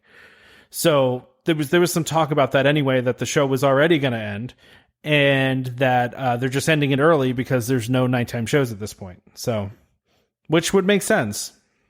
Mm-hmm. Assuming that they put another nighttime show there, which I feel like they have to, because I mean, they built a whole stadium around that, so they got to do something there, right? Do they, though? I mean, they can't just leave a stadium there.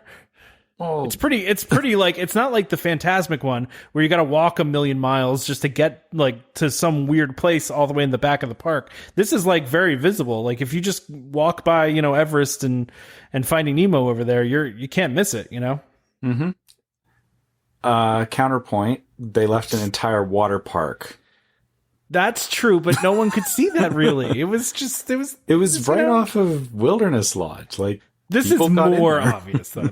You can't miss the stadium. I know what you're saying, but I guess you're just saying that Disney has a history of just kind of leaving things as they are. Yeah. And it's true. I don't think it'll hurt them to leave it the way it is until they know what they want to do with it. But I guess my further point to that is, we have 3 other parks with some amazing nighttime shows. Does Animal Kingdom need a nighttime show? I don't think it necessarily does. I would actually... Have you ever seen the thing they do on the tree at night? Because that's pretty cool. Yeah. I would stand there and watch a show on the tree where they do the projections and the cool music, and that's a really neat thing to watch. They just do that kind of random times, but if they just did a show there, I'd be okay with that. But you're right. I mean, does everybody need a nighttime show? I don't know. Maybe. I mean, Animal Kingdom, that was part of their push to make it an all-day nighttime park, right? Yeah, I get, but I guess part of the reason people stay there now is because of Pandora as well, right? So yeah. Yeah, at night. They can't come back now and not have it be a nighttime park with how Pandora looks at night, right? Yeah. It's part of Pandora. And I get that. And I guess, like I said, my thinking on that is, I don't know how badly they need a nighttime show, or whether it has to be necessarily an outdoor show. Yeah.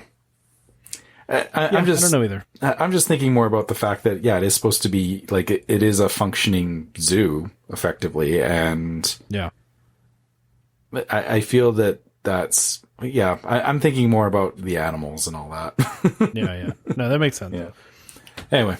Do we want to talk about the new virtual queue, how it's set up for Rise of the Resistance? No. You don't want to talk about this, Damon? I just want to talk about how nice the castle looks, and then I'm done. All right, we can talk about the castle. So you think it looks good? I do. I'm a fan. I like it. Yeah. I don't get what people have been complaining about. And I'm like Mr. Nostalgia, and I still like it. I mean, the colors pop. The spires really They definitely pop. I think it looks really good. They really pop. I mean, the blues that they have on there. Yeah. I see how the Florida sun beats on it for a little bit. I just wonder what it will look like. But I think as of right now, man, it's gorgeous. I totally agree. I think people's problem is with the pinkish color, right? The pinkish color on the top. But I don't think it's that bad. And like you said, it's going to mellow out with the sun. I mean, it's going to wear. Yeah. And I don't think it's that bad of a pink. And I've also seen some people be like, well, now it just looks like, a Sleeping Beauty castle over at Disneyland, right? But I don't think that that's the case either. It's okay. I get. Maybe I'm not as invested in the princesses as others. Is that a bad thing? Like, no, you don't have to be. Yeah. I mean, you just mean you're not invested in the castles at all? Is what you're saying? Yeah. I mean, like people saying, well, it looks too close to Sleeping Beauty's castle. Well, okay. Like that doesn't bother me. And I guess does it bother Cinderella? Probably not. Yes, Cinderella is very upset about this. She wants a unique castle just for her park. When you talk to her at the royal table, make sure you have her and Aurora have it out. Because I thought it would listen. I thought it was cool. I think it looks really nice. I would love to take a picture in front of it. I mean, I think the colors look amazing. The gold looks really cool on it. Have you seen the gold? Yeah. It does look good. Yeah, I think they did a great job on it. I don't know if you guys saw this too. I saw a couple people taking pictures and they're still finishing up pieces of it. Yeah. And they're doing it like paint by number. Did you see that? Yeah. I mean, it's cool. smart, right? It makes sure that they get it exactly the way they want. And it's not, they come back later and go, why is this side, a different gray than the other side? Yeah. It's just very interesting to me. I would have never thought to do that, but it's just kind of funny because I guess if you walk up there right now, you can look at the bricks and see different numbers written on them. So. And if you think about it, like they do the projection mapping on the castle. So they obviously that's got to be pretty on point for what colors are where. Yeah, and they already have a digital map of the castle. So I'm sure it was actually pretty easy for them to lay it all out and go, yeah, these are the colors that we want. This is exactly where they need to be, and then just lay it over top, right? Yeah, agreed. Yeah. I'm a fan. I think it looks really cool. And I think we said this on an episode before too. The top half of the castle was already a pinkish color. It just had faded over the years, right? I mean, they're just repainting it and making it a little more pink, but it looks good. I think the blues that really very much pop. The gold very much pops, and I think the pink looks fine. Yeah. I'm not a huge pink fan, but I think in general, I think it looks really nice. It's no cake, but I'll take it. Damon really wants the cake to come back for next year. I would love if the cake came back. I would love that. This time a blue cake. A blue cake? With using that blue color, make the cake out of the blue color. Oh wow. Yeah. That is an aggressive blue color. I mean, that would be an aggressive cake. It would be very in your face. It's a very deep blue they have on that castle. Very, very. And I think that's why it works, because it's, not all over the place. Yeah. The contrasts of it work very well, especially with the gold and the pink colors and the gray. Yeah. And even when you look at it against the sky as well, it doesn't fade into the sky, right? It's very clearly defining where the castle is. Yeah, for sure. It's not that they paint those colors. They go away green and the blue colors that make the buildings match invisible. The sky. This is a very dark blue. Yep. So I'm all for vibrant colors. Yeah, for sure. Yeah. For sure. Anything else about that one, Damon? Or, before you head out of here and leave us alone? Leave us to finish up. I mean, I wouldn't mind to talk about tickets, but man, Rise of the Resistance. You guys just are not going to make it quick. That's the problem. We need to make it quick because we're running out of time. Yeah, really. we are actually. Yeah, essentially they changed the virtual queue now. So we talked on the last episode that they weren't going to do any virtual queues. Disney came back and said, just kidding, we're going to do a virtual queue for Rise of the Resistance again. But this time we changed it up. We're going to make the booking windows start at 10 a.m., 1 p.m., and 4 p.m. So you don't have to be there at park opening to get a boarding group. Now you can do it at 10 a.m., 1 p.m., or 4 p.m. Now I've seen people still saying that they're going within a minute. But at the same time, I've also seen that because of, like all the social distancing, it seems like they're doing one party per pod. So obviously the capacity of the ride is like way down. Yeah. I mean, this isn't a standard operating. So how close, none of us have been on it is the problem. Like how close do the cast members get to you? Like, and are they wearing masks in the ride? I believe they are. Yeah. Okay. I think from pictures I've seen, they are still wearing masks, and they are. No, they definitely are. The actors in the ride. Yeah, I think so. Okay, gotcha. I think they did it in a way though where it's like it almost kind of it kind of fits in with the theming. I believe. I'd have to go and look at some pictures, but I think they've kind of changed the script up for them a little bit too to have them say different things to make you stay further back from them and stuff like that too. So, and they're definitely limiting the amount of people that come in as well. So, but I do think it's interesting that they decided to go this route because that was the complaint of a lot of people is like, I don't want to show up at opening, right? I think this is perfect because it does give you a couple of opportunities through the day. And like you said, you don't have to be that crazy early riser person to get it. So with the park opening at 10 a.m. at this point, that, Yeah. I mean, even that, sometimes that's a little too early for me even because, I'm 2 hours behind. Oh yeah, that's true. Yeah. Probably halfway through your Disney trip was when you finally get, acclimated to the time change, right? Yeah. It usually takes about 2 or 3 days before we start to figure it out. But I mean, this is a positive. I think this is a good idea. I think it's nice that they did that. I mean, I'm sure as capacity goes up, if they continue doing this, then it's not going to be as hard. It's not going to disappear in a minute. So, I think this is a good change. Yeah. Yeah. Anything else about that, or we want to move on? No, let's talk about tickets. Let's talk about the tickets. So, Damon, you actually want to talk about this? No, but I feel like I've gotten this far. Why don't we just skip over the tickets and talk about we've already talked about the Jungle Cruise Funko Pop. Oh yeah, how are we going to skip over the tickets? Don't you want to talk about the tickets? Yeah, we can talk about it. So, go ahead. Somebody else talk. I feel like I've been talking too much. One of you guys. I don't want to talk about tickets, so Trevor's going to. These bullet points are. I don't know where to start with this, Tom. All right. Well, I'm sorry. Ticket sales are open again.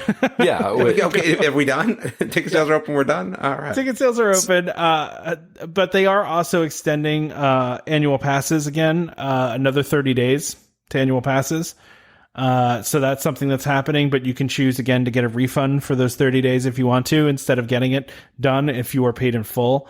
Now, if you're on like the monthly plan, you can cancel it and then you'll get your money back for that too. So that's another thing that's going on, but you can buy tickets again, and you can only buy, it looks like, up to 7 days at a time. So before you could do, 10, what was the maximum you could do before? 14, I'm trying to think. Is it 14? Yeah. Yeah. So, but you still can't do park hopper. They still don't. Oh, there's no minivan airport service, and there's no Disney dining plans currently available. So they specifically, sorry. No, that's fine. I was just saying that makes sense for now. Yeah, makes sense for now. I was going to say, specifically, they mentioned the minivan airport service. So that doesn't mean that minivans aren't running, just the to and from the airport. Yeah, we were going to actually talk about a rumor last week on the show that I pulled last minute that it seemed to be somebody was pranking one of the websites we use about minivan service going away. So I decided to pull that one because it didn't seem like a valid rumor anymore. Yeah. It still would have been fun to talk about. We like speculating on stuff, whether it's true or not, right? So yeah, I guess the thing about minivans too is that they're they offer the same challenges as anything else, is keeping people at distance, and I'm sure minivans aren't running as much as they would be normally, and they have to take more time in between trips to make sure that they're clean and all that. So Yeah. Yeah, that makes sense. So now you can buy tickets again. I know a lot of we had some listeners actually that were commenting about this on the Facebook page or the Facebook group about, waiting to buy their tickets, or, knowing that they need to, that they have a trip coming up, but they weren't able to buy tickets yet. So now you can. So that's good. And there are some options for annual pass holders too. So, and I guess the thing to keep in mind too is that tickets are still limited per day. So there's still the potential that you may not be able to get into a park if it's reached capacity for that day, right? Yeah, there is always that potential still. So, yeah, that's the challenge, right? That was a lot of writing to get through that. I like to be detailed, whether you use the details or not. This one went to P. Wow. Yeah. A through P. That's what we got out of that. I think I've actually gotten past like the entire alphabet before on one of these bullet points. So, the last thing I had in here was about the Skipper Funko Pop, but we've already talked about it. We already talked about that. I do want to ask Dan, and Dan, you comment on this in the group. Why are you always posting stuff to me about Jungle Cruise stuff? Like, I don't. Because you talk about Jungle Cruise like you like it. That I do, but it's not like my favorite. I like it too, but yeah, I guess. What's up with that? Because the problem is there's so many rides off the table for you. We got to give you something. There's not that many off the table for me. I go on most of the rides at Disney. I feel like the next couple rides that are coming, they're off the table for you. No, the Ratatouille Tron is definitely off the table. Maybe. Guardians of the Galaxy off the table. That makes me so sad that Tron, like you're debating going on Tron. Like that is such a. It does look pretty awesome. I do. I've watched a couple videos of the actual, the one that's already built, and it does look pretty cool. I don't know. We'll see. I just gotta wait and see. All right. We'll see where I'm at. But I'll drag you on there. Okay. If we're there, I will. Yeah, you got to wait till October, so you're allowed to pass if you go before then. Not going on. That's okay. All right. Yeah. If I'm in the park with you, I'm usually not one to, give a lot of peer pressure, but I would be egging you on quite a lot to get on that ride. Breaking news, I will no longer be attending the group meetup in October. I've officially canceled. Wait, do you go on Tower of Terror? I don't do dropping. I get very motion sick with dropping. That's what my big problem is the drop. I get very sick. But you go on Star Tours. Yeah, that doesn't bother me. That's bouncing in every which way. It's that dropping feeling like on a roller coaster when you go down a hill, that stomach drop feeling, that makes me very ill. And you don't really get that on Toy Story roller coaster. What's that? But you went on the Toy Story roller coaster, right? Yeah. It's got the up and down and everything. Yeah, I don't understand, Trevor. It does. Yeah. It's the big drops that get me. I can do a little bit of bounciness, like, I can do even, Seven Dwarves, that one drop is not big, but sometimes depending on how I'm feeling that day, it can make me a little queasy. So, listen, it's a motion sickness thing. I'm not discounting that because my wife. So take some Bonine and knuckle up. My wife is motion sick as well, and she avoids all of these rides as well. But for her, that I guess the only difference is like she won't touch Slinky Dog because. Yeah, she's all in on not doing those rides. Tom is he's like a Charlie Brown of roller coasters. What? I don't even know what that means. He's just wishy-washy. Okay. It's pretty clear here. I can do spinning. I can do, it's not clear to the rest of us that you can do Slinky Ride, but you can't do Space Mountain. I will tell you, Space Mountain's a different story, but but why? Like if you were to tell me on Space Mountain you're scared of no bonking yourself, but if you're talking roller coasters, Slinky is far more dramatic. It's a matter of if I can. This is going to sound weird, but if I can see where I'm going and I know a drop is about to happen, I can prepare myself and not feel as nauseous. You know what I mean? If it takes me by surprise, it's not That's the problem with Space Mountain. I told you guys before, if it were in light and I could see where I was going, then I'd be fine with Space Mountain. I'd go on that, no problem. It's more of the, if I don't know what's coming and it takes me by surprise, it'll just be like, oh, you know? No, I get that. I mean, it's, kind of bracing yourself for it and all that. Bracing yourself. I get that, but it's like needing a nightlight at night.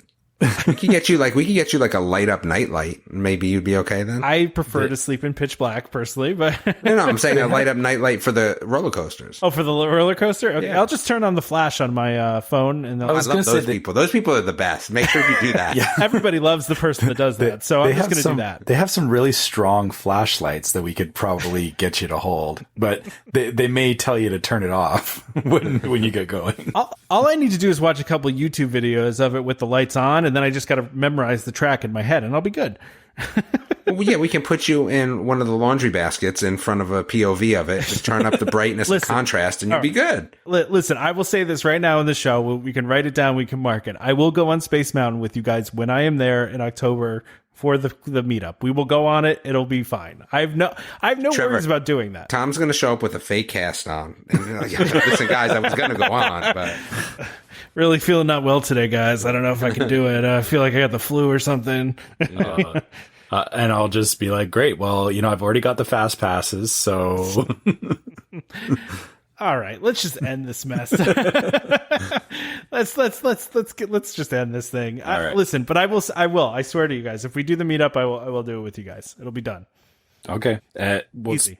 Space Mountain for sure, and I may, forcibly drag you over to Tron because we'll see. We'll see. Yeah. Okay. It's probably going to be long lines. I don't know if we want to wait that long. Nah, let's okay. Do not pull that with me because I can get a fast pass. That's true. All right. Well, let's wrap it. Let's wrap it up. We're like going to end up over here. All right. Okay. As you guys have been listening, and if you have any questions, if you want to reach out to us, you can find us at welcomehomepodcast@gmail.com. We always love hearing from you guys. We obviously talk to a lot of you guys through email. Also, we like talking to you on Facebook as well. We have a lot of great listeners that reach out to us on Facebook, which you can find us as Welcome Home Podcast. If you happen to have Twitter or Instagram, you can search for Welcome Home Pod or Welcome Home Pics. Those will both link back to our Facebook page, so you can get those updates when we post Facebook stuff on those other platforms. You can check out the website, which is welcomehomepodcast.com. We have a link to the store from there, and I believe the last couple of our episodes are posted up there. So please check out the website. If you just want to go straight to the store, it's store.welcomehomepodcast.com. Check out the merch. We've got everything there but hats. I'm not going to say hats this time because I said hats last time, and I should got everyone all excited for hats. Throw people into a rage. Yeah, and I apologize for that. We have shirts, we have mugs. So I wish we had hats. But, yeah, well, no, we maybe we don't. But we'll bring them to the listener meetup in October. There you go. Yeah, you still need to come find us if you want a hat. So well, I don't know we'll bring them to that. I'm never carrying hats around in the park again. I'm carrying pins only. I've got room in my bag for hats. So if you find me, maybe one hat. Maybe one hat. If you find me in the park, I'll give you a hat and a pin. There you go. So speaking to all the people that actually listen this long, we're going to do some pin giveaways if you're part of the group. So if you are not part of the group but listen to the podcast and you are interested in a pin, you should probably join the group. Yep. Because that's where we're going to be giving away some pins. Next week, right? We said next week? I think next week. Yes. Sometime soon. I mean, whenever we can. Yeah. Yeah. So yeah, make sure you guys check out the Welcome Home Disney waitlist. So Tom, this is what we need to do. So next time you order pins, you need to get like a special edition pin where like one of the colors is changed. Oh, okay. I could probably do that. Yeah. Can we get them with LEDs built into them? I mean, I don't know. Maybe. I don't know. Just throwing stuff out there.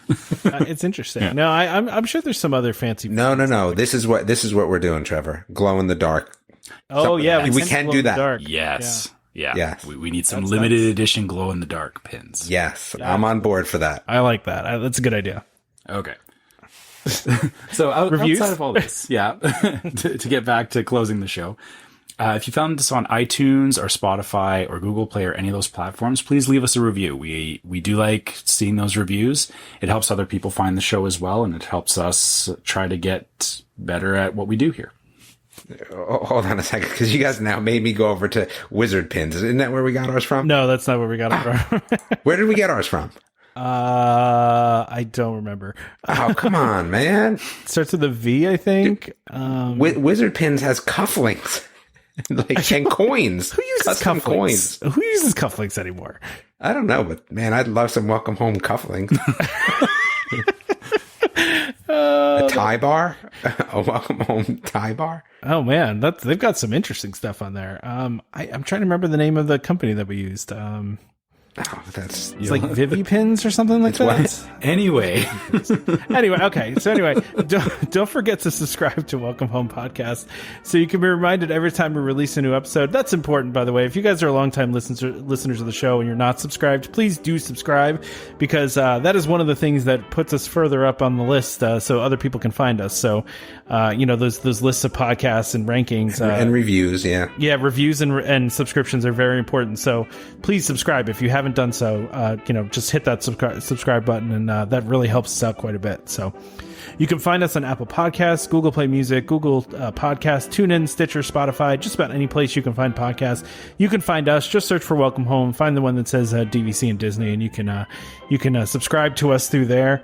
Of course, as always, a reminder to our listeners, Welcome Home Podcast is for entertainment only. We are not employed by the Walt Disney Company, and as such, any and all opinions we express on this show are our own, so please consult a DVC representative, a Disney cast member for more information about anything we talked about on the show today. Big thank you, as always, to DVC Resale Market for sponsoring this episode. We love those guys over there, so please, if you're looking to buy or sell a DVC contract, work with our friends over at DVC Resale Market. Join us next time for more Disney Parks discussion and, of course, more DVC talk. We hope to see you all real soon. This is Skipper Albert Awald, the voice of the jungle, signing off from Welcome Home Podcast on the DVC. We do a huddle when we hit a chair. How she can cuddle is no man's affair. I looked around from pole to pole, found her in a sugar bowl.